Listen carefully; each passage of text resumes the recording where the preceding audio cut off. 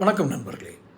பணக்காரர் ஆவது, அதாவது செல்வத்தை பெருமளவில் சேர்ப்பது என்பது ஒரு சிலருக்கு மட்டுமே சாத்தியம். அதற்கு சில வலிமையான விதி அமைப்பு இருக்க வேண்டும், அதாவது ஜாதக அமைப்பு இருக்க வேண்டும் என்றெல்லாம் கூறுவார்கள். கூறிக்கொண்டு சிலர் இருப்பார்கள். அதை நம்புவோரும் உண்டு. அதையே தன்னுடைய ஆழ்மனதில் பதிய வைத்து விடுவார்கள். இதில் தான் சிக்கல் எழுகிறது. செல்வந்தர் ஆவது என்பது ஒரு சிலருக்கு மட்டுமே இருக்கக்கூடிய உரிமை அல்ல.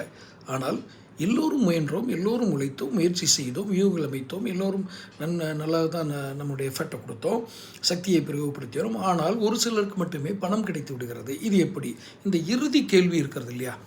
எல்லோரும் சம அளவில் தான் உழைத்தோம், எஃபர்ட்ஸ் திறனை வெளிப்படுத்தினோம், நேரம் பயன்படுத்தினோம், ஆனால் ஒருவருக்கு மட்டுமே அதிகமான பணம் சேர்ந்து விடுகிறது என்ற கடைசி கேள்வி இருக்கு இல்லையா? அதற்கு விடைதான் உங்களுடைய பேரறிவு. அதை அவர் மிக சரியாக பயன்படுத்தியிருக்கிறார். எப்படி? தொடர்ந்து சேனல் பாருங்கள், வீடியோக்கள் இருக்குது.